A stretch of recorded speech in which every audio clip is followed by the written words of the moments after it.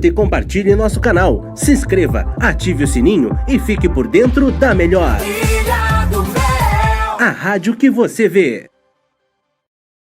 Começa agora na Ilha do Mel FM, Ilha Ambiental. Um bate-papo com convidados, onde o assunto principal é a sustentabilidade, maneiras de suprir as necessidades do presente com recursos do meio ambiente sem afetar as gerações futuras. No ar, Ilha Ambiental. Embarque conosco nesta jornada ecológica com o quadro Descobrindo o Ilha Ambiental.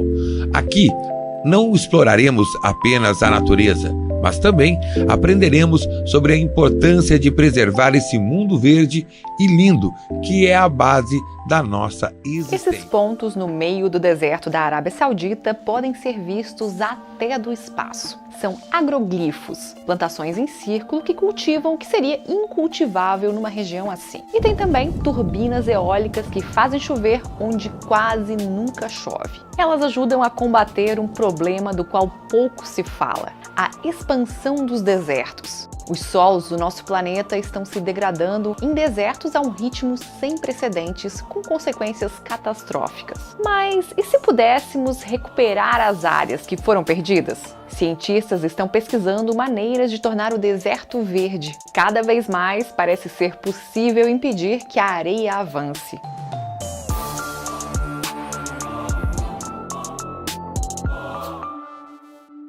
Este é o deserto que mais cresce no planeta. Gobi, que significa lugar sem água em mongol, se estende pela Mongólia e China.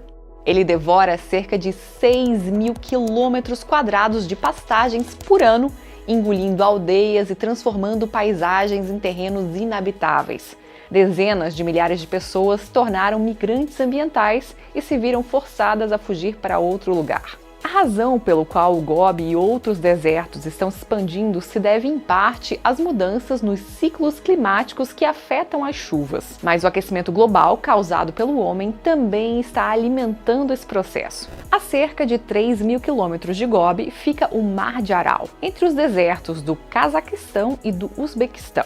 E ele está secando principalmente por causa da agricultura industrial. Além disso, secas extremas, desmatamento e pecuária degradam severamente um solo que antigamente era fértil. Essa destruição causada pelo homem é chamada de desertificação. E ela está acontecendo em escala global. Até meados deste século, 25% do solo do mundo vai ser afetado. They don't have a solid base upon which people's livelihoods can depend on that land. Everything else becomes precarious. Este é Baron Joseph Orr.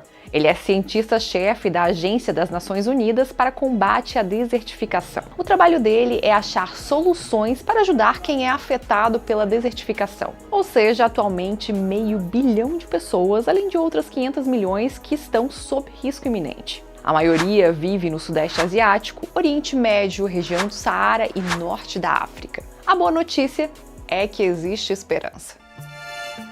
Lembra dos pontos verdes que falei lá no início do vídeo?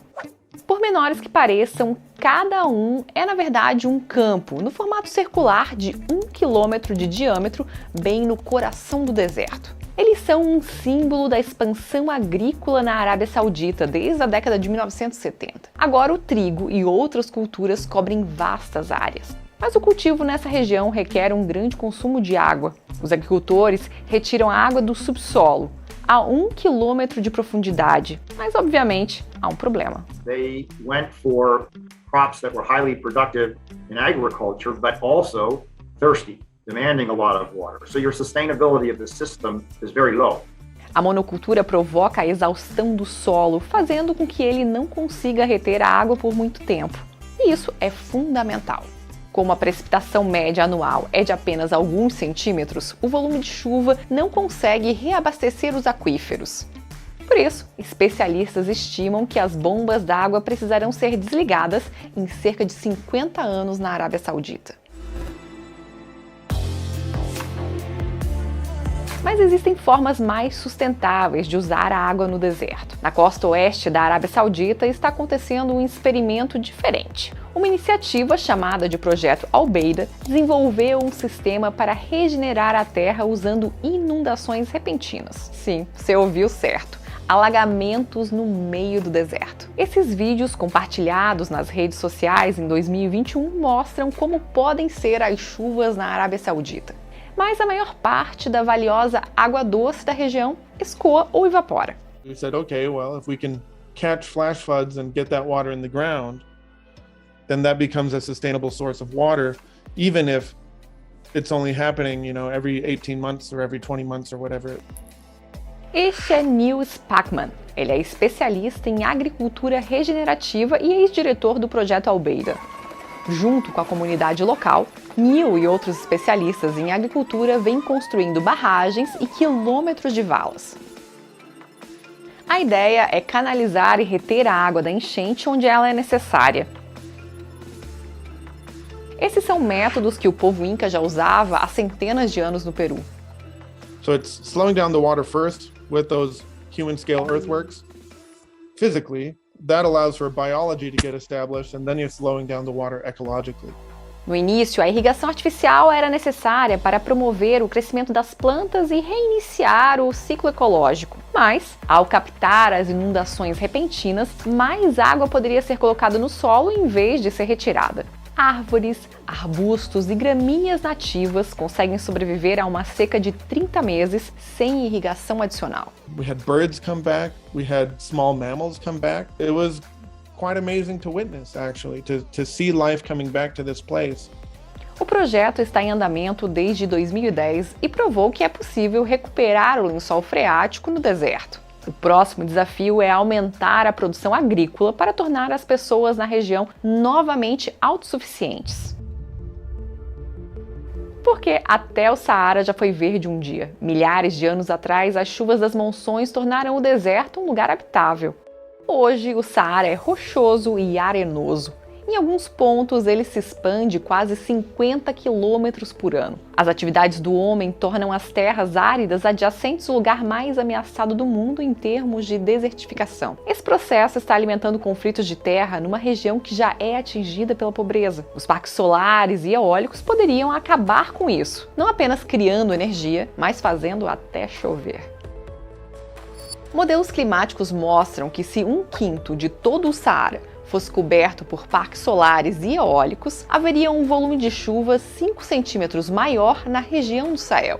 Isso pode não parecer muito, mas aumentaria a cobertura vegetal da região em quase 20%. Mas como isso funciona? Bem, a superfície preta dos painéis solares aquece o ar e faz com que ele suba a altitudes mais elevadas. A rotação das turbinas eólicas tem um efeito semelhante.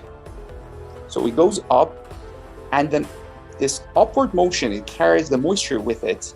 So, and the upward motion, when it reaches the higher altitudes, it will cool, because higher altitudes are cooler, lower pressure, so it's colder, and the moisture condenses, becomes rain, and falls down. Este é o Safa Motti. Ele é um físico que pesquisa como prevenir catástrofes ambientais, econômicas e sociais. Teoricamente, pelo menos, o modelo impulsionaria o crescimento das plantas em grande escala, do leste a oeste da África em toda a região do Sahel. We believe that this will significantly improve rain-fed agriculture and will significantly improve food production in the region. Additional vegetation will give us improvement of ecosystems in the area. So it's a win-win situation for the environment, for the economy, and for the people. O gigantesco parque energético geraria mais de 4 vezes a energia atualmente consumida por ano no mundo. Os cientistas acreditam que ele poderia ser usado para contribuir para o desenvolvimento de vários setores da África, desde a infraestrutura até a dessalinização da água do mar. Mas resumindo, a logística e a política de transporte da energia e os custos estimados em cerca de 20 trilhões de dólares tornam o projeto inviável. E há maneiras mais baratas de recuperar o deserto. No deserto de Kubuqi, na China, por exemplo, o que começou como um projeto para proteger as rotas de transporte de uma mina de sal virou uma enorme operação de reflorestamento. A city used to be besieged by desert, now is a paradise. At the end of the 20th century, deserted land increased by 10,000 square kilometers every year, Now it decreases by over 2,000 square kilometers annually. Isso não é apenas propaganda do governo. O projeto Cubuqui é visto como um dos planos de restauração mais bem-sucedidos do mundo. And by working in a systematic and collaborative way like that, they were successful. Novas técnicas de plantio têm desempenhado um papel decisivo no reflorestamento de milhares de quilômetros quadrados desde 1988. Jatos de água especiais fazem um buraco na areia e, ao mesmo tempo, irrigam as mudas da planta. And they reduce the planting time from something like 10 minutes per tree or per seedling if it was crops down to, I think, 10 seconds. I mean, very, very powerful and important change. No deserto de Cubuqui, os agricultores também começaram a colocar palha ao redor das plantas mais jovens nas dunas para protegê-las do vento e para que tenham uma chance real de se desenvolverem. Assim, enormes áreas desertificadas se tornaram verdes novamente, e algumas delas estão sendo usadas agora para pastagem e agricultura. O alcaçuz e outras ervas adequadas para este clima também são cultivadas na região, e elas têm alta demanda na medicina tradicional chinesa. E a região não consome muito mais água do que recebe das chuvas anuais. They thought about the market, they thought about the startup costs, they thought about the social practices in the grazing areas. They addressed all of these, not just one location where they were doing restoration, but the entire region. Uma enorme variedade de animais retornou à região.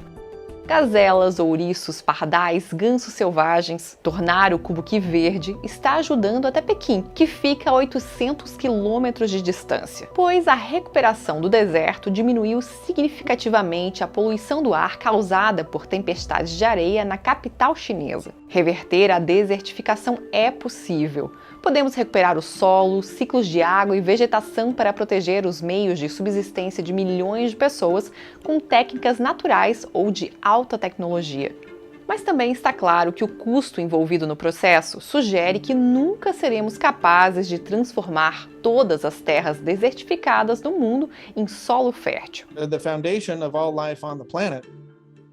But we need to find ways to value those and to beyond the concept of conservation, right? Beyond the concept of, it's nice to have nature. It's not nice to have, it's necessary. Para frear a desertificação e a expansão do deserto, cientistas sabem o que precisa ser feito: conter o aquecimento global, a superexploração do solo e o desmatamento em áreas onde o solo corre o risco de degradação. E isso manterá o planeta saudável e capaz de sustentar a humanidade e a si mesmo.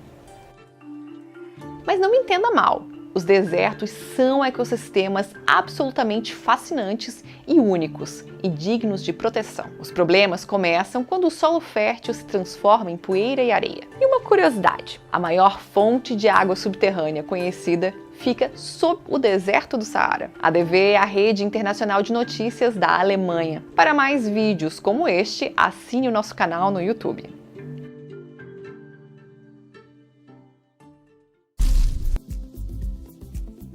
Pasa Paraná Operações Portuárias S.A. Situada em Paranaguá e estando em constante evolução, é o primeiro terminal especializado no embarque de açúcar a granel da região sul do país. E mais uma vez, inova em sua infraestrutura, agregando cada vez mais tecnologia e eficiência em suas operações. Implantado em 2002, o primeiro armazém possui capacidade de 54 mil toneladas. Em 2005, com a construção do segundo armazém com 120 mil toneladas, a PASA triplicou sua capacidade de armazenamento, passando para 174 mil toneladas. Construído em 2014, o terceiro armazém em funcionamento possui capacidade de 65 mil toneladas. A PASA possui capacidade estática total de armazenagem de 239 mil toneladas. Como resultado do sucesso da organização e diante da crescente demanda da exportação brasileira, a empresa prepara novos investimentos no setor portuário, sendo a construção do quarto armazém que será instalado com o objetivo de ampliar a sua capacidade de armazenagem e embarque de granéis sólidos. O armazém PASA 4 vai possuir as seguintes características: 130 metros de comprimento, 40 metros de largura e 30 metros de altura, com capacidade para 60 mil toneladas. Com a construção do armazém PASA 4, a capacidade estática total de armazenagem aumentará em 38,1%, passando de 239 mil toneladas a 299 mil toneladas.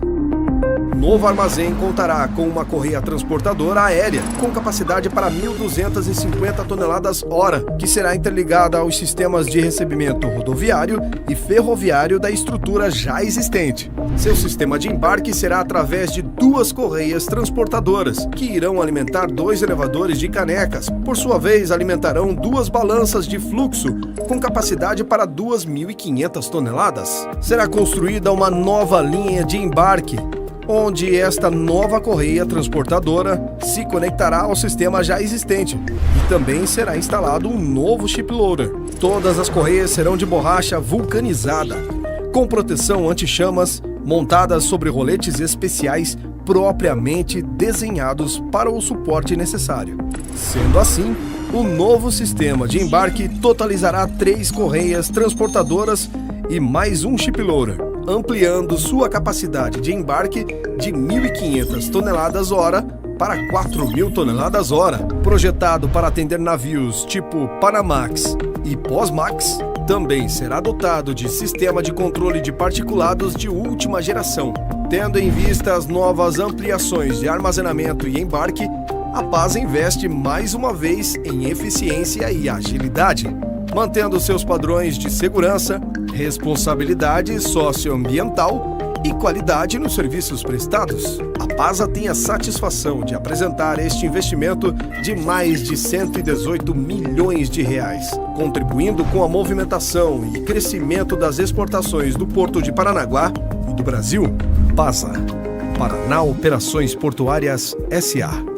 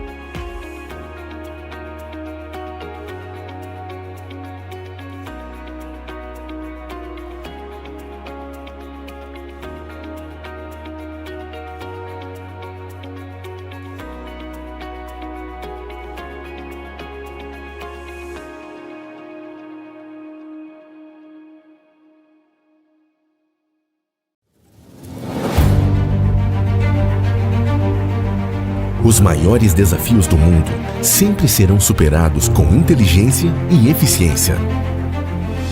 Ser referência nacional, visando a excelência em soluções de operações portuárias, faz da Rocha Terminais Portuários e Logística uma das principais e mais modernas empresas do setor no Brasil. Fundada em 1864 em Paranaguá, Paraná, a Rocha, por meio de uma sólida estrutura societária, tem construído ao longo de seus mais de 158 anos uma história de grandes conquistas e crescimento. Com ampla atuação no mercado nacional, certificada OEA e ISO, nos destacamos cada vez mais nos serviços de movimentação e armazenagem de importação e exportação de granéis sólidos, líquidos, produtos siderúrgicos, celulose e de cargas gerais containerizadas e soltas, bem como cargas de projeto. Presente em áreas portuárias de importância mundial, com ampla responsabilidade socioambiental e com mais de 1.800 colaboradores diretos. Atuamos com operações nos portos de Paranaguá, São Francisco do Sul, Rio Grande e no porto de Itaqui, em São Luís do Maranhão. Em Paranaguá, possuímos capacidade estática para armazenar mais de 690 mil toneladas de granéis sólidos, sendo ainda responsável por 26% da operação portuária de fertilizantes importados pelo Brasil. A Rocha possui relevante participação na movimentação de cevada, malte, trigo e sal, além de possuir um dos principais terminais na movimentação de granéis sólidos agrícolas de exportação. Para atender a movimentação de fertilizantes, contamos com mais de 420 mil toneladas de capacidade estática em armazéns alfandegados e gerais, e operamos com sistemas de correias transportadoras, que distribuem os produtos para o nosso complexo de 4 armazéns alfandegados. Além de contar com um sistema de envase e expedição dos fertilizantes por meio de Big Bags, oferecendo qualidade e produtividade às nossas operações. A Rocha investe também na implantação de novas correias transportadoras, que aumentarão a velocidade de descarga nos berços de atracação e nos novos armazéns, ampliando a capacidade de armazenagem dos terminais retroportuários. Este projeto em andamento trará aumento significativo da eficiência total do sistema de descarga de fertilizantes e, acima de tudo, redução de custos para os importadores e para o agronegócio brasileiro. Na exportação, são 270 mil toneladas de capacidade estática e 4 armazéns operando com 4 correias transportadoras, interligadas ao corredor de exportação do Porto de Paranaguá, confirmando a eficiência na operação.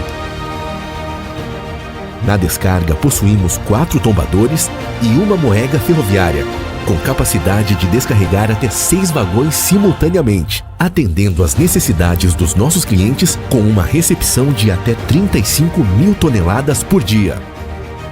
Contamos também com um armazém alfandegado localizado dentro da área primária do Porto de Paranaguá, garantindo assim o movimento e armazenagem de cargas containerizadas, soltas, big bags, bem como cargas de projetos. Em Paranaguá, somos o maior operador portuário para embarques de celulose, com movimentação anual de aproximadamente 1 milhão de toneladas, com produções diárias iguais aos maiores terminais especializados neste tipo de carga. Isso só é possível com trabalho sério e ético que, aliado à tecnologia de ponta, garante que as nossas operações sejam realizadas de forma diferenciada, com agilidade, qualidade e segurança. Com a participação societária na Catalini Terminais Marítimos, empresa com 613 mil metros cúbicos de capacidade estática de tancagem e pier próprio, reforçamos a manutenção da liderança no segmento em que atuamos. Em São Francisco do Sul, o nosso Porto Seco possui uma área de 128 mil metros quadrados e está localizado a 7 quilômetros do porto, possibilitando a simplificação dos procedimentos e diminuindo os custos operacionais para os nossos clientes, sendo um dos principais polos importadores siderúrgicos do sul do Brasil, com 20 mil metros quadrados de armazéns estruturados e com 2 pórticos para movimentação de carga. Acompanhando o crescimento do Porto de São Francisco do Sul, na área de fertilizantes e granéis sólidos, ampliamos o nosso mercado ao nos associarmos à Fullport, Operação Portuária e Armazenagem, aumentando ainda mais a nossa capacidade de operação.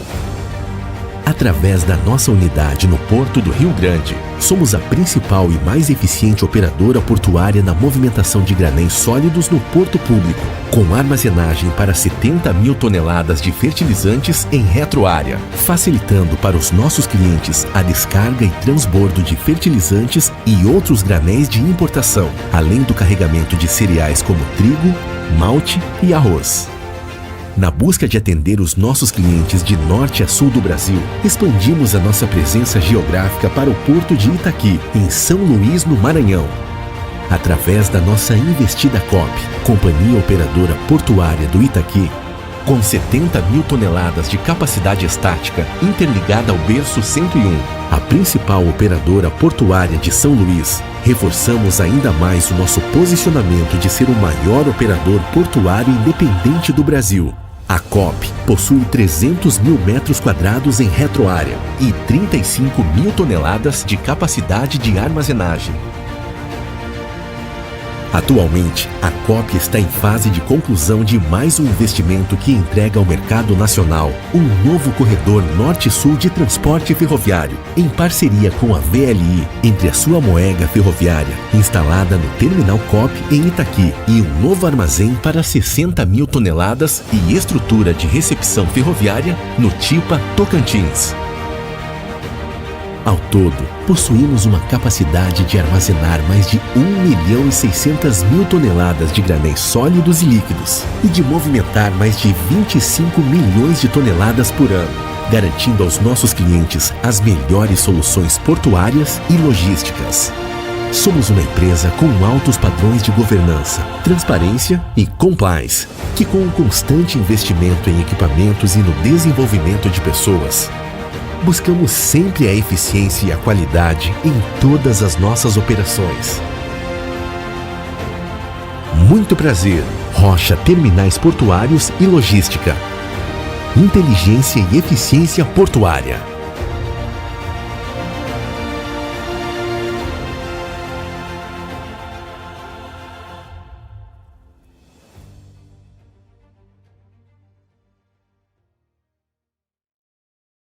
O programa Ilha Ambiental, para quem ainda não entendeu o que é o programa, é uma aplicação prática do tipo Pesquisa, Divulgação, Ação, que é desenvolvida pela Ilha do Mel FM. As atividades de pesquisa servem de embasamento para a divulgação e direcionamento das ações extensivas. A divulgação consiste em programas que vão expor o ouvinte, o internauta, fazendo uso, claro, de uma linguagem de fácil compreensão, a necessidade de utilizar nossos recursos de forma responsável, sem interrompermos o crescimento da região, sabendo que o progresso pode e deve acontecer de forma sustentável. A missão, então, do programa Ilha Ambiental é vislumbrar o futuro de forma consciente. Encerramento e resumo. Apresentamos a entrevista final, onde resumiremos os principais tópicos com um especialista ou líder ambiental. Juntos, abordaremos a relevância da conscientização ambiental e, ao final, sua participação será fundamental.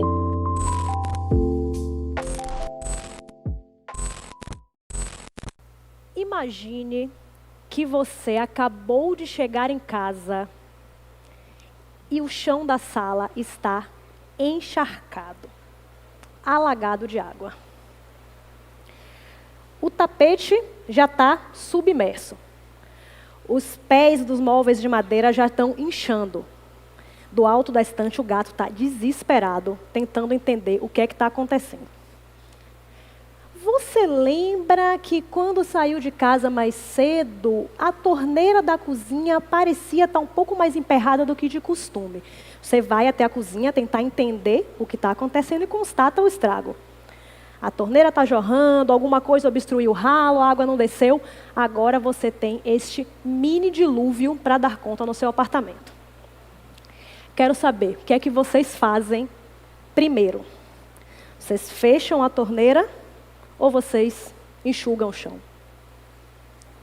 É para responder, viu, gente? Senão, não segue. Oi? Alguém enxuga o chão primeiro? Fecha a torneira. Enxuga o chão primeiro. Chora? Pode ser também, tá valendo. Essa metáfora deliciosa eu encontrei no livro A História das Coisas, de Anne Leonard. E, assim como vocês mostraram, por mais lógico e racional que seja, qualquer pessoa numa situação como essa, primeiro fecharia a torneira, depois estancaria o vazamento, depois iria enxugar o chão. Eu vou usar essa metáfora para mostrar para vocês como, enquanto sociedade, a gente tem feito exatamente o contrário.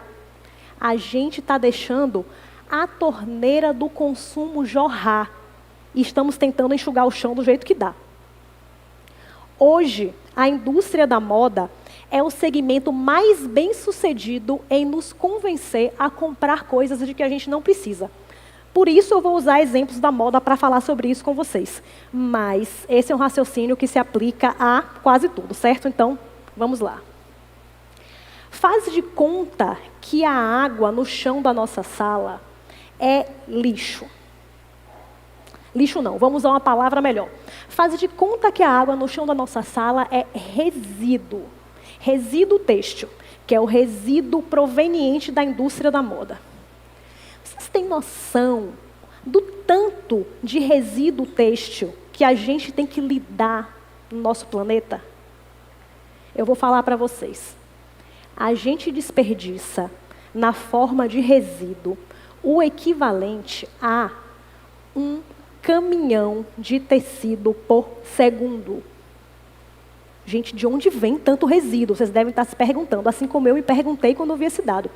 Fui tentar entender e descobri que nessa conta aí entram sobras da produção industrial, que por mais bem-sucedida que seja a forma como as nossas roupas são feitas, sempre sobra algo que fica ali em torno de 20% a 30% do material bruto, né, do material que levou as nossas roupas.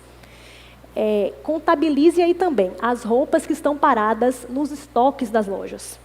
Sim, porque, gente, tem roupa que é produzida e não é sequer vendida, fica parada no estoque da loja, mesmo depois das famigeradas liquidações, que é aquele momento que vocês já devem saber, que a gente descobre que aquela roupa que comprou por quase R$200 ganhou uma etiqueta de R$19,90, né? E aí, vida que segue.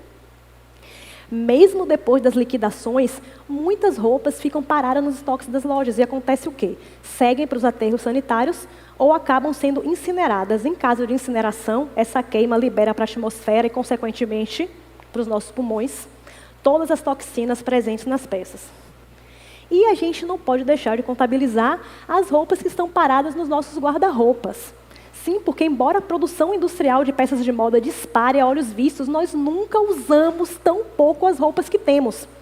Seja porque esse atual modo de produção industrial privilegia a quantidade em vez de qualidade, seja porque a gente criou mitos malucos sobre usar roupa, tipo, não pode repetir roupa na festa, não pode postar a mesma roupa no Instagram, para justificar que a gente tenha excelentes peças guardadas, trancadas, sem uso, dentro do armário. Contabilizado, todo esse prejuízo equivale a aproximadamente 500 bilhões de dólares por ano. Agora sim, esses dados foram levantados pela Fundação Ellen MacArthur. Excesso de lixo é apenas uma das consequências do nosso atual estilo de vida baseado em consumo. Nós compramos demais. Compramos porque precisamos, é bem verdade. Mas também compramos porque estamos tristes e vamos dar uma voltinha no shopping para espairecer, ou compramos porque estamos muito felizes e aí vamos no shopping comemorar. Compramos porque queremos demonstrar afeto por alguém e vamos comprar um presente, ou compramos porque queremos nos sentir importantes e compramos algo que dê status. Principalmente, compramos porque achamos que precisamos de um novo. Roupas, celulares, televisores, automóveis. No rastro de cada ato de consumo restam lixo, emissão de gases poluentes para a atmosfera, poluição de mananciais de água doce, injustiça social. Mas aí que essa crise socioambiental inaugurou um novo estilo de consumo. É aquela compra, sabe, que a gente faz para ajudar a salvar o mundo? A gente se sente kit com a natureza, dá aquela sensaçãozinha boa de estar fazendo a nossa parte. E a gente até popularizou uma expressão para se referir a esse tipo de consumo. É o tal consumo consciente.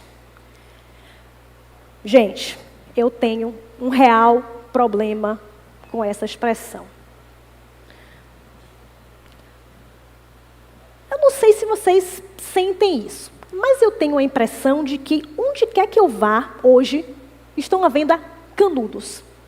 De bambu, de vidro, de inox, para suco, para shake, para drink, para água de coco. E a publicidade deles é tão linda que dá vontade de comprar um de cada, né? Porque vai que você precisa, a qualquer momento, de um canudo.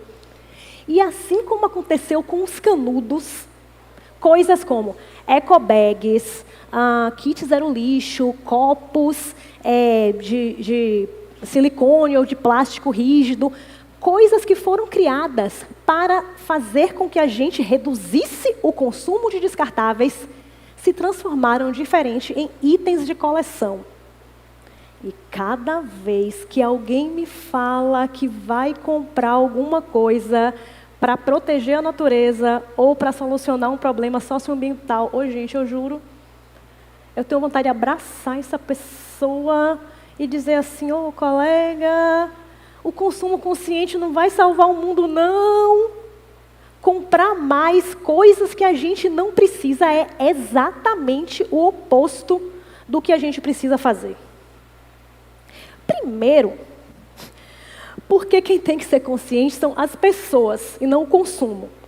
Sério, por que será que a gente insiste em se tratar como consumidores quando, obviamente, nós somos muito mais do que isso? Só pode ser porque a gente hipervaloriza as nossas atividades de consumo, coisa que não devia acontecer. Uma vez por ano, por exemplo, acontece a tal da Black Friday, que é tipo Natal, só que sem o feriado, sem as comidas gostosas e sem os valores religiosos por trás. Apenas mais um dia para a gente comprar coisas de que a gente não precisa. E pensar que tem gente que passa uma madrugada na fila e se endivida por causa disso. Segundo, que consciência apenas não muda comportamento. Isso parece o oposto do que eu falei nesse momento anterior, na lâmina anterior. Mas sempre que eu ouço essa palavra consumo consciente, eu lembro de coisas que eu estou consciente que me fazem mal e eu continuo fazendo. Só a consciência, ela não é suficiente para mudar a nossa atitude. E o que nós precisamos nesse momento é de uma mudança de atitude com relação aos nossos atos de consumo. A Organização das Nações Unidas, ela sugere pelo menos 2 outras palavras que eu acho muito mais interessantes do que consciente nesse contexto.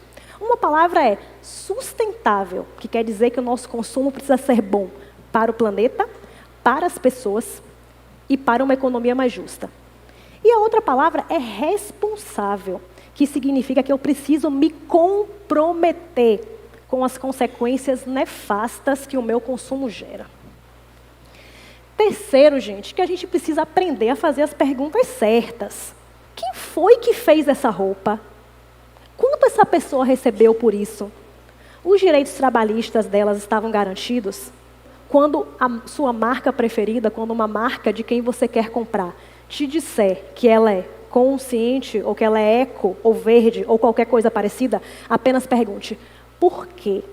E não sossegue enquanto ela não lhe apresentar uma resposta convincente. Quarto, é que não dá para falar de consumo, consciente, inconsciente, o que é que seja, sem falar de desigualdade.